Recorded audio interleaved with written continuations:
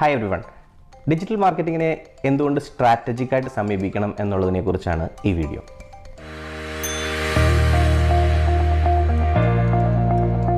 ഞങ്ങളെ സമീപിക്കാറുള്ള മിക്കവാറും ബിസിനസ്സുകളിലും കാണാറുള്ളത് നമ്മളുടെ അടുത്ത് വരുന്നതിന് മുൻപേ 3-4 ഡിഫറെൻറ്റ് എക്സ്പീരിയൻസസ് ഡിജിറ്റൽ മാർക്കറ്റിംഗ് ചെയ്തു നോക്കി ഉള്ളവരാണ് കൂടുതൽ പേര്. ചിലപ്പോൾ ഒരു ഫ്രീലാൻസർ പോലൊരു ഇൻഡിവിജ്വലിനെ ഡിപ്പെൻഡ് ചെയ്ത് ഡിജിറ്റൽ മാർക്കറ്റിങ്ങിനെ ചെയ്ത് നോക്കി 1-2 പേരുടെ ഇൻഹൗസ് ടീമിനെ ബിൽഡ് ചെയ്യാൻ ശ്രമിച്ചിട്ടുണ്ടാവും, അല്ലെങ്കിൽ വേറൊരു ഏജൻസിയിലൂടെ അതിനെ വർക്ക് ചെയ്യാൻ ശ്രമിച്ചിട്ടുണ്ടാവും. ഇങ്ങനത്തെ ഒരു ഫ്ലോയിലാണ് പല ബിസിനസ്സുകളും നമ്മളോടുള്ളൊരു കോൺവെർസേഷൻ ഇനീഷ്യേറ്റ് ചെയ്യാറുള്ളത്. അപ്പോൾ അവിടെ നിന്നൊക്കെയുള്ള എക്സ്പീരിയൻസിൽ പലപ്പോഴും അവർക്ക് സാറ്റിസ്ഫൈഡ് ആയിട്ട് തോന്നിയില്ല, അല്ലെങ്കിൽ ഫെയിലായിപ്പോയി, അല്ലെങ്കിൽ കൂടുതൽ വളരണം. ഇങ്ങനെ പല ഇൻറ്റൻഷൻസാണ് നമ്മളുടെ അടുത്തേക്ക് വരുമ്പം അവർക്കുള്ളതും അവരുടെ ബാക്ക്ഗ്രൗണ്ടുകളും അതാണ്. തുടക്കത്തിലൊക്കെ നമ്മൾ പലപ്പോഴും അതിനെ സമീപിച്ചിരുന്നത് വളരെയധികം സ്ട്രെയിറ്റ് ഫോർവേഡായിട്ട്. ഇപ്പോൾ അവർ ഇന്നതാണ് പ്രശ്നം എന്ന് പറയുമ്പോൾ ആ പ്രശ്നത്തിനുള്ള ഒരു സൊല്യൂഷൻ ഉണ്ടാക്കാൻ പറ്റുമോ എന്ന് പറയുന്നതാണ്. ഇപ്പോൾ ഒരാൾ വരുന്നു, പെട്ടെന്ന് അവർക്ക് ഞങ്ങളുടെ ഇത് വർക്കായില്ല ബിക്കോസ് ക്രിയേറ്റീവ് അപ്രോച്ച് മോശമായിരുന്നു എന്ന് പറയുമ്പോൾ നമ്മൾ പെട്ടെന്ന് നല്ല ക്രിയേറ്റീവ് അപ്രോച്ച് ബിൽഡ് ചെയ്താൽ അത് ശരിയാവുന്നുള്ള രീതിയിൽ അതിനെ സോൾവ് ചെയ്യാൻ പോകാറുണ്ടായിരുന്നു.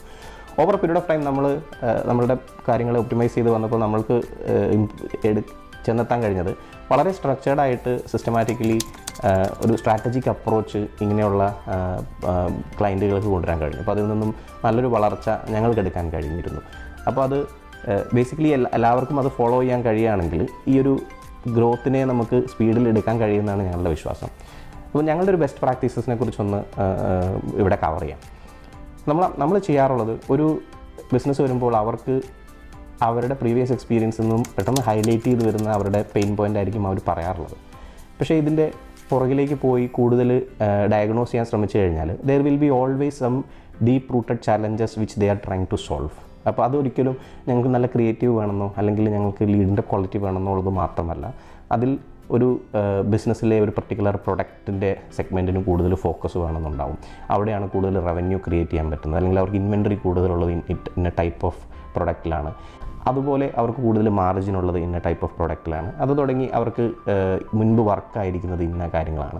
ഇതുപോലെ ഒരുപാട് ഇൻസൈറ്റുകൾ അതുവരെ ചെയ്തിട്ടുള്ള കാര്യങ്ങളുണ്ടാവും. അപ്പം ഞങ്ങൾ പോകാറുള്ള രീതി തുടങ്ങുന്നത് we don't just run and go in to jumping in to campaigns. നേരെ ഒരു 2 ദിവസം കൊണ്ടൊരു ക്യാമ്പയിൻ ലോഞ്ച് ചെയ്തു, ബേസിക് അവൈലബിൾ ആയിട്ടുള്ള മെറ്റീരിയൽസ് എടുത്ത് ഉപയോഗിച്ചു എന്ന് പറയുന്നതല്ല. റാദർ നമ്മൾ അതിനൊരു സ്ട്രാറ്റജിക് അപ്രോച്ചിലേക്ക് കൊണ്ടുപോകും. അപ്പോൾ ഞങ്ങൾക്ക് ഏകദേശം ഒരു 10ഓളം വർക്കിംഗ് ഡേയ്സിലാണ് നമ്മളൊരു പുതിയ ക്ലയൻറ്റിനെ ഓൺ ബോർഡ് ചെയ്ത് അവരുടെ ക്യാമ്പയിൻസൊക്കെ ലോഞ്ച് ചെയ്യാറുള്ളത്. അപ്പോൾ ഇതിൽ 5ഓളം ദിവസങ്ങൾ, അതായത് പകുതിയോളം സമയം നമ്മൾ സ്പെൻഡ് ചെയ്യുന്നത് അവർക്ക് വേണ്ടി നല്ലൊരു സ്ട്രാറ്റജി ബിൽഡ് ചെയ്തെടുക്കുന്നതിനാണ്. ഫസ്റ്റ് ഒരാൾ നമ്മളോട് എഗ്രി ആകുമ്പോൾ നമ്മളൊരു ക്വസ്റ്റ്യനെയർ അവർക്ക് വേണ്ടി പ്രിപ്പയർ ചെയ്ത് കൊടുക്കും. അതൊരു 10 to 15 ക്വസ്റ്റ്യൻസ് കവർ ചെയ്യുന്ന രീതിയിലുള്ളൊരു ക്വസ്റ്റ്യനെയർ, അവരുടെ ബിസിനസ്സിൻ്റെ ബേസിക് ഡീറ്റെയിൽസും പ്രീവിയസ് എക്സ്പീരിയൻസുകളൊക്കെ ഒന്ന് ക്യാപ്ചർ ചെയ്യാവുന്ന രീതിയിലേക്കുള്ള ഒരു ക്വസ്റ്റ്യനെയർ അവർക്ക് കൊടുക്കും. അത് ഡീറ്റെയിൽസ് അതിൽ വരുന്നതിനനുസരിച്ച് we will plan an onboarding call. അപ്പം ഈ ഓൺ ബോർഡിംഗ് കോളാണ് നമ്മളുടെ ക്ലയൻറ്റിനോടുള്ള ആദ്യത്തെ ഒരു ആക്റ്റീവ് എൻഗേജ്മെൻറ്റ് എന്ന് പറയുന്നത്. അപ്പം നമ്മളുടെ ടീം ക്ലയൻറ്റിനോട് കൂടി ഇരുന്ന് ഈ ക്വസ്റ്റ്യനെയറിൻ്റെ ആൻസേഴ്സിനെ റിവ്യൂ ചെയ്യും, കൂടുതൽ സംശയങ്ങളെ ചോദിച്ച് അവരുടെ ബിസിനസ്സിൻ്റെയും പ്രശ്നങ്ങളെയും പൂർണ്ണമായിട്ട് മനസ്സിലാക്കുന്നു.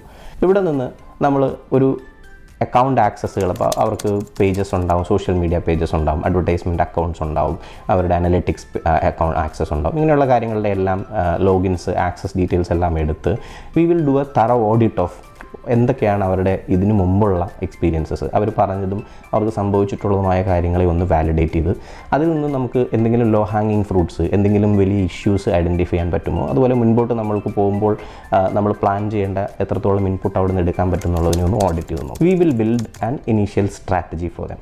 ആൻഡ് ഈ സ്ട്രാറ്റജി എന്ന് പറയുമ്പോൾ നമുക്കൊരു 3-6 മാസത്തേക്കിന് ആ ക്ലയൻറ്റിൻ്റെ ആക്ടിവിറ്റികളെ ഒന്ന് വിഷ്വലൈസ് ചെയ്ത് കഴിഞ്ഞാൽ എന്തൊക്കെ കാര്യങ്ങളാണ് നമ്മൾ അടുക്കി ചെയ്യേണ്ടത് എന്നുള്ളതിനെ ഒരു ഡോക്യുമെൻറ്റിലേക്ക് കൊണ്ടുവരുന്നതിനാണ് നമ്മളൊരു സ്ട്രാറ്റജി എന്ന് പറയുന്നത്. അവിടെ ആ ക്ലയൻറ്റിൻ്റെ പ്രൊഡക്റ്റിൻ്റെ അണ്ടർസ്റ്റാൻഡിങ് എടുത്ത്, അവരുടെ ഓഡിയൻസിൻ്റെ അണ്ടർസ്റ്റാൻഡിങ് എടുത്ത്, അവരുടെ ബഡ്ജറ്റ്സിനെ കുറിച്ചിട്ടുള്ളൊരു ധാരണയെടുത്ത്, അവരുടെ ടാർഗറ്റ്സിനെ കുറിച്ചിട്ടൊരു ധാരണയെടുത്ത് ആ രീതിയിൽ ഒരു വെൽ റൗണ്ടഡ് ആയിട്ടുള്ള ഒരു തോട്ട്ഫുൾ പ്രോസസ്സിൽ നമ്മൾ അതിൻ്റെ ഒരു പ്ലാൻ ലേ ഔട്ട് ചെയ്യുന്നു. ആ പ്ലാനിനെ ബിസിനസ് ഓണറുടെ അടുത്ത് അല്ലെങ്കിൽ അവരുടെ സീനിയർ ടീമിൻ്റെ അടുത്ത് പ്രസൻറ്റ് ചെയ്യുകയാണ് അതിൻ്റെ അടുത്ത പടി എന്ന് പറയുന്നത്. അപ്പം ഒരു സ്ട്രാറ്റജി ബിൽഡ് ചെയ്ത് ആ സ്ട്രാറ്റജീനെ പ്രസൻറ്റ് ചെയ്യുകയും അവിടെ ഒരു ബിസിനസ് ഓണർക്കായിരിക്കാം, വി ബിലീവ് ഒരു ബിസിനസ് ഓണറാണ് ഏറ്റവും വലിയ സ്ട്രാറ്റജിസ്റ്റ്, മാർക്കറ്റിംഗ് സ്ട്രാറ്റജിസ്റ്റ്. കാരണം അവർക്കാണ് ഏറ്റവും കൂടുതൽ ഇൻപുട്സ് ഉള്ളത്, അല്ലെങ്കിൽ ആ senior business leaders in any business. അപ്പം അവരുടെ ഇൻപുട്സിനെ പരമാവധി ഈ സ്ട്രാറ്റജി മീറ്റിങ്ങിൻ്റെ ബേസിസിൽ അവരിൽ നിന്നും എടുത്ത് ഈ പ്ലാനിനെ പരമാവധി ഇംപ്രൂവ് ചെയ്ത് ഇതിനെ ഫൈനലൈസ് ചെയ്തിട്ടാണ് we get on to doing campaign preparations. അപ്പം നമ്മൾ പറഞ്ഞു 50% of the time we spend on cracking that strategy, because അതാണ് നമ്മളുടെ ഓവറോൾ സക്സസിൻ്റെ ഒരു ഫൗണ്ടേഷനായിട്ട് പ്രവർത്തിക്കാൻ പോകാറുള്ളത്. അപ്പം പലരും ഈ ഒരു എഫേർട്ട് എടുക്കാതെ നേരെ ഒരു ക്രിയേറ്റീവ് ബിൽഡ് ചെയ്യുന്നു, നമ്മളൊരു സോഷ്യൽ മീഡിയയിലേക്ക് ആഡായിട്ട് പോസ്റ്റ് ചെയ്യുന്നു, നമ്മൾ തുടങ്ങിയെന്ന് പറയുന്ന ഒരു എളുപ്പ വഴിക്ക് പകരം കുറച്ച് പെയിൻഫുള്ളി ഈ ഒരു സ്ട്രക്ചേർഡ് അപ്രോച്ച് എടുത്തു കഴിഞ്ഞാൽ നമുക്ക് ആ റിസൾട്ടിനെ കൺസിസ്റ്റൻ്റ് ആയിട്ട് ക്രിയേറ്റ് ചെയ്യാനും, അതുപോലെ തന്നെ ഓക്കെ നമ്മളൊരു കാര്യം ചെയ്തു, ഒരാഴ്ച കൊണ്ട് നമ്മളതെല്ലാം വെറുതെ ആയി, പിന്നെ അടുത്ത വേറൊരു കാര്യം ചെയ്യണമെന്ന് പറയുന്നതിന് പകരം നമുക്കൊരു സ്റ്റെപ്പ് ബൈ സ്റ്റെപ്പായിട്ട് മന്ത് ഓൺ മന്തിൽ റിവ്യൂ ചെയ്ത്, അല്ലെങ്കിൽ ഒരു ക്വാർട്ടർലി റിവ്യൂ ചെയ്ത് ചെറിയ മാറ്റങ്ങൾ വരുത്തി ആദ്യത്തെ ഒരു അറ്റംപ്റ്റിൽ തന്നെ നമ്മൾക്ക് വേണ്ട ഒരു മിനിമം സക്സസ്സിലേക്ക് ആ എഫേർട്ടിന് എത്തിക്കാൻ കഴിയുമെന്ന് പറയുന്നതാണ് ഒരു സ്ട്രാറ്റജിക്കലായിട്ട് ഡിജിറ്റൽ മാർക്കറ്റിങ്ങിനെ സമീപിച്ചാലുള്ള മെച്ചം. അപ്പം നിങ്ങൾ അങ്ങനെ ചെയ്യുന്നവരല്ലെങ്കിൽ, ഇതിനെ ഒരു വളരെ പെയിൻ കില്ലർ പോലെ സമീപിക്കുന്നവരാണെങ്കിൽ, I would highly recommend you try this approach, taking a stock of everything and then building a broader plan and then executing it rigorously. അതിന് സ്പെസിഫിക് ആയിട്ടുള്ള എലമെൻറ്റുകളെല്ലാം ഉൾപ്പെടുത്തിക്കൊണ്ടാണ് നമ്മൾ അതിനെ എക്സിക്യൂട്ട് ചെയ്യേണ്ടത്. പക്ഷേ you have a plan ready for you which you can run to probably 3 months and 6 months and 1 year. ആ ഒരു ടൈം ഫ്രെയിമിലേക്ക് അതിനെ കണ്ടുകൊണ്ടൊരു പ്ലാൻ ബിൽഡ് ചെയ്യുകയും അതിനെ ബേസ് ചെയ്ത് എക്സിക്യൂട്ട് ചെയ്യുകയും ചെയ്യുകയാണെങ്കിൽ കൂടുതൽ സക്സസ്ഫുൾ ആയിരിക്കും എന്നാണ് ഞങ്ങളുടെ അനുഭവം. I hope it helps. Thank U.